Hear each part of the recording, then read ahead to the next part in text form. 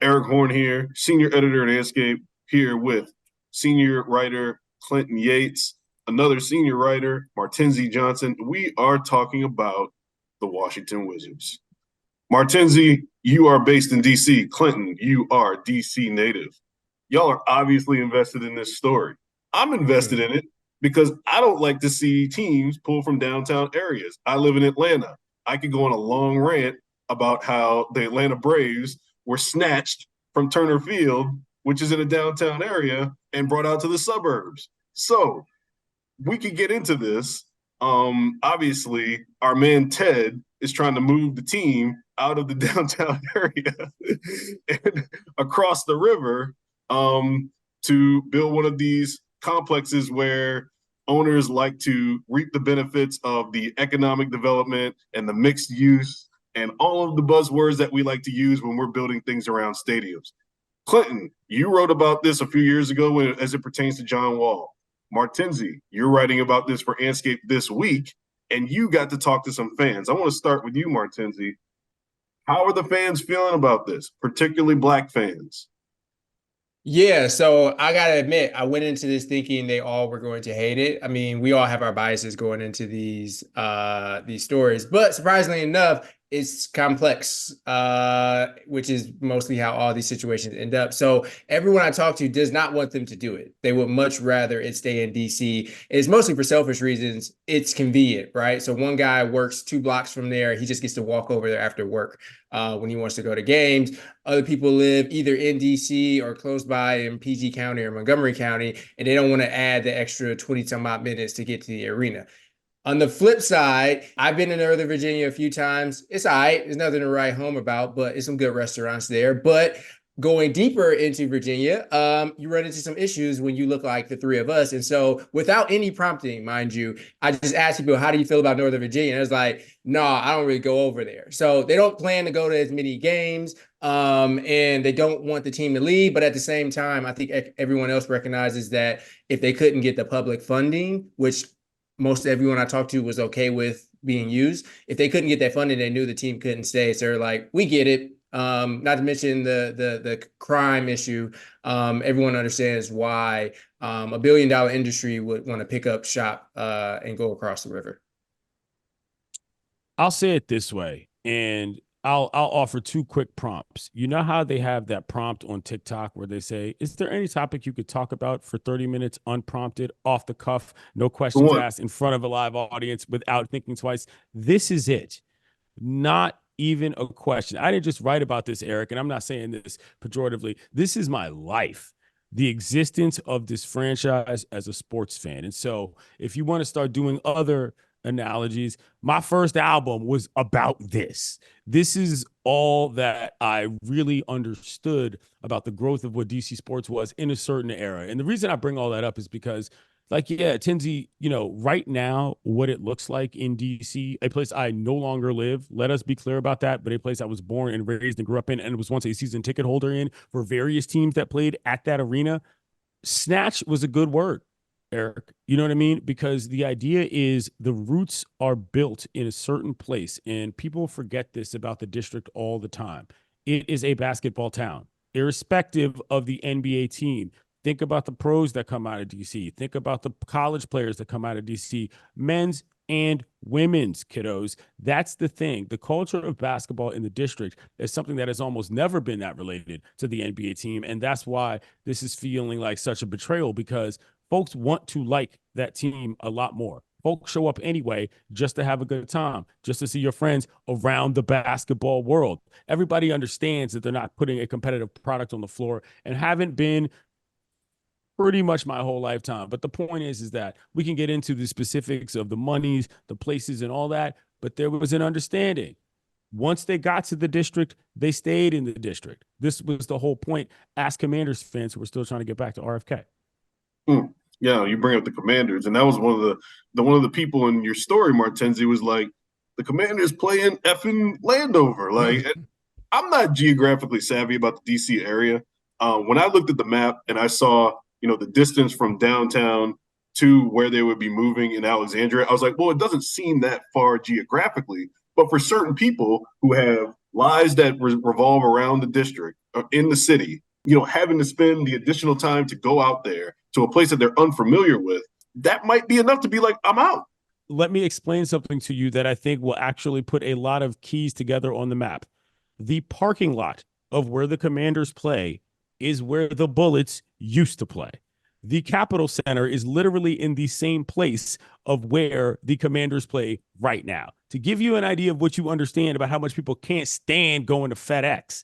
Do you see what I'm saying? Even if it's just 10 times a year, that's literally where the Caps played before, and the Wizards. They came from Baltimore to there. So it wasn't the same relationship with just being an out-of-town team. They were not moved out from there. They came from one place to there and then moved closer to the city. So that's as far as it is. It's not an unfathomable distance in terms of what it was, in terms of what everybody moves in.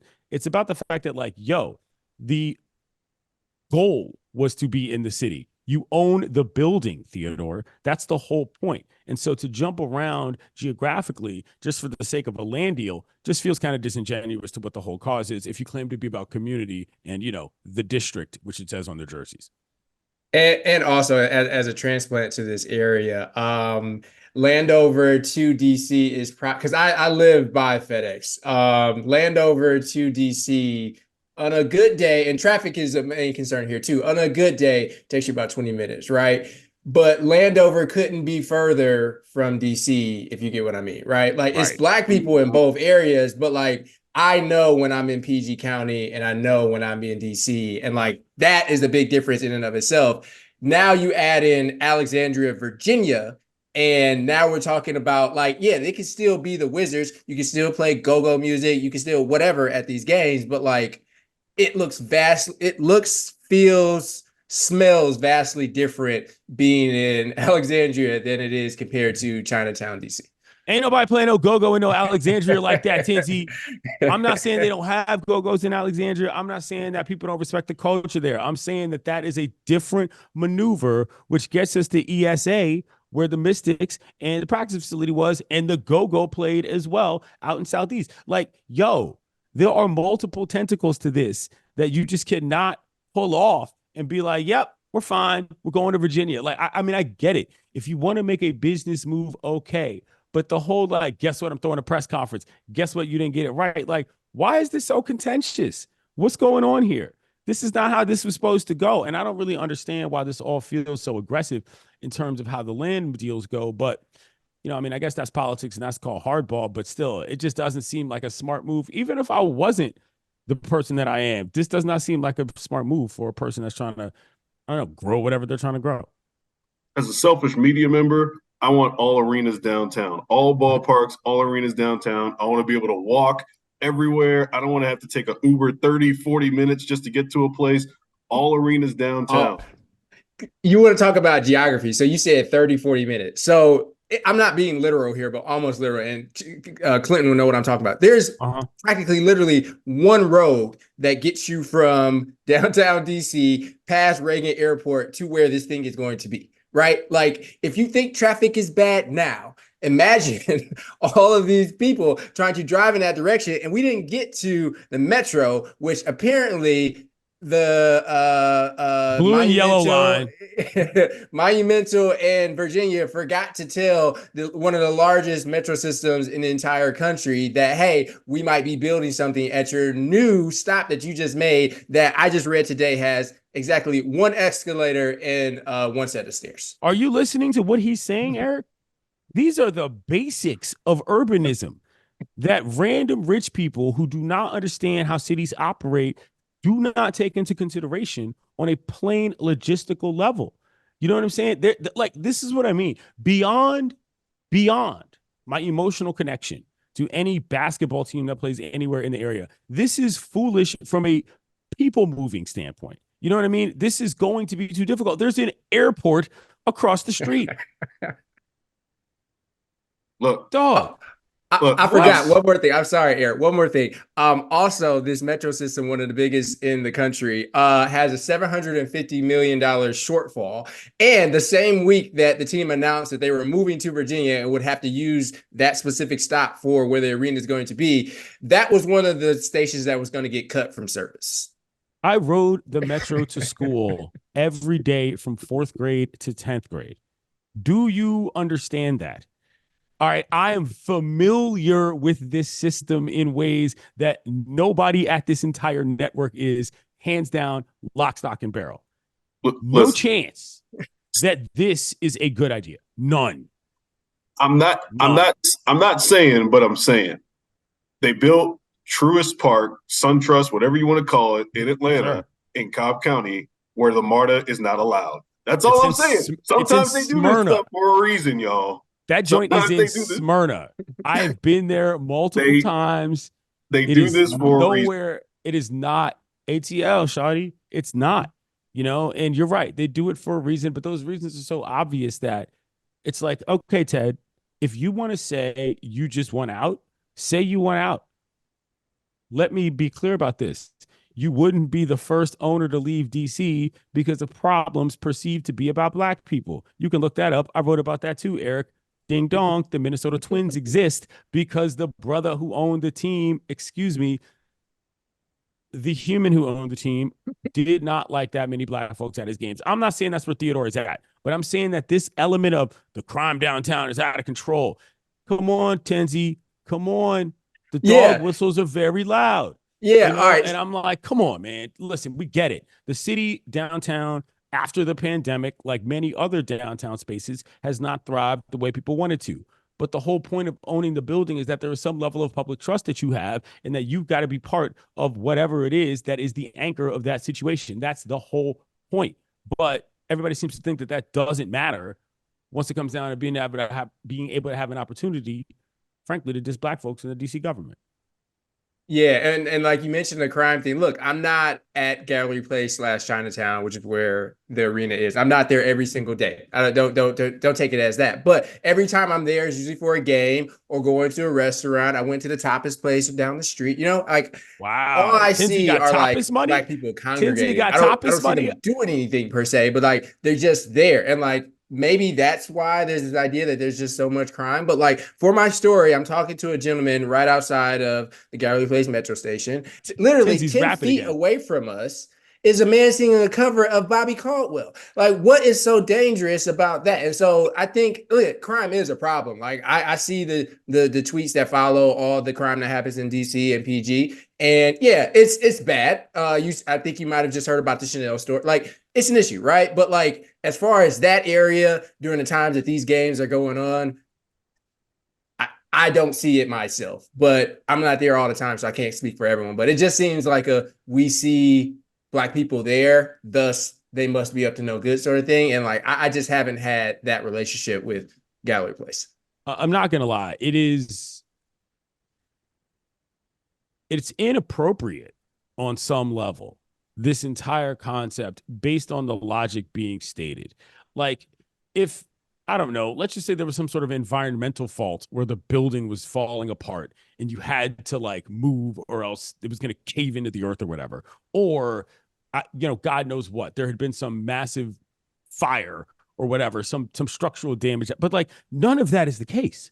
Not even close. They just got through putting a ton of money in that place. They put a sports book in the lobby because, hello, they knew what the foot traffic was surrounding games to make extra money on top of that. So, like, don't tell me this isn't obviously an economic engine on some level for what Monumental Sports is trying to do. But instead, trying to get a deal out of the city just because you can and you got a homie across the river, it just doesn't feel right. Like, I don't even have to be all meticulous about it. It doesn't sit right with me, and I know why. You know what doesn't sit right with me? That Ted is trying to make moves when the real crime is going on inside the building. This team stinks, y'all. Like, how is he out here trying to justify safety inside or outside and, setting up in these new places where people can feel safe? And I don't think he said those exact words, but we kind of know what goes on with this stuff. They want, when they move teams from one area that's a downtown area that's urban, quote unquote, to places in the suburbs, it's really to make the people that they want to feel safe. Yeah. And it's like, how am I supposed to feel safe watching the Washington Wizards clank up a bunch of bricks and not play defense every night? Like, and I'm not being serious, but I am kind of being serious. How do you justify doing anything that's asking anybody for any inordinate amount of public money when you're not willing to put out a product that's worth a damn? And granted, they kind of they kind of hit that middle ground for years and said, okay, we're gonna try and toe the line between we're never gonna tank, basically.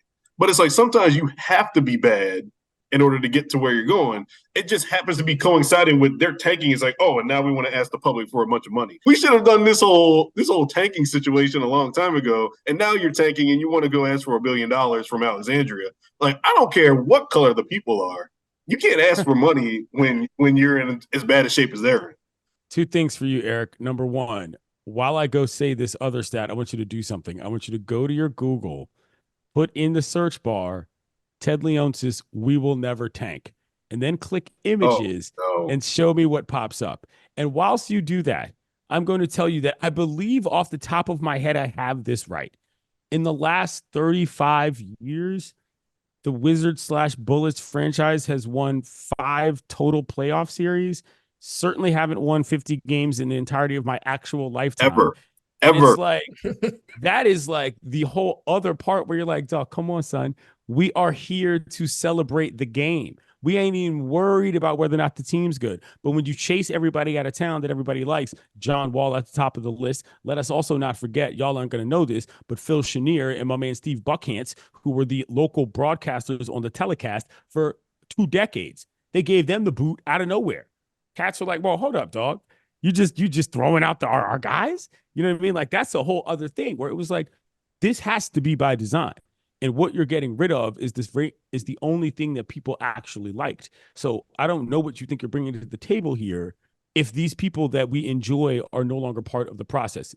It might be, the darkest before dawn sort of situation here, because that's exactly what Herb Cole said about the Bucks. Essentially, it was like, we're always going to play for the 8th seed. And for years and years, traded for JJ Redick, traded forever just to be right? And so every year you can't get a high draft pick, but at least you get playoff revenue. I don't know, whatever. They finally bottom out, and when they bottom out, they draft Giannis Antetokounmpo. So if now with them obviously committing to the tank, like, they haven't said the word tank exactly, but since media day, they were like, this is a rebuild, which is AKA tank, right? So that means they're not committed. I don't trust it. Respectfully, Tins, you're laying out your argument very nicely, and that chronology makes sense. But I do not trust it. That's the problem here. You know why I trust it? Respectfully, but like, he's playing horribly, so we have to say it. Jordan Poole, right? Like, you're not committed to being mediocre or even good when you hand him the keys. He's just not ready for it. He's a nice guy. He's very respectful and everything, but like, his basketball is not winning basketball, right? So they have that. They don't even play most of their starters over 30 minutes. Like, this seems pretty clear to me. Like, we are committed to being bad. And not to mention, they lost, 13, 14 straight games. Okay, I will give you that. They're committed to being bad. But here's my thing. There is an element of, like, you've got to be real in the face of the circumstance. Like, this whole, like, oh, we just happen to be terrible. Oh, Jordan Poole didn't work out. No. Tear it down. Admit to people that that's what's happening. Don't try to sell me club seats. And I don't mean club level seats. I mean, they trying to put the club behind the basket on the other end of the floor. You know what I'm talking about, Tenzi. Yeah, you can get bottle service. Thank you. What's that about? That's a state. Erik, stop it. That's a State Farm Arena. That's a State Farm Arena, Phillips Arena, Atlanta move. Martenzie, you got to answer this question too. Is there a barbershop at the Capital One Arena? Is there a barbershop? There isn't one, but since they're moving to Virginia, they can put a great clips in there and they'll make bank. No. All right, that's it. It's over. That's Shut it down. Shut it down. This is over. Martenzie Johnson, Clinton Yates. Thanks for joining us today. All right, read Martenzie's story on Andscape.com. Read Clinton's past stories on this on Andscape.com. Thank you all. Thank you.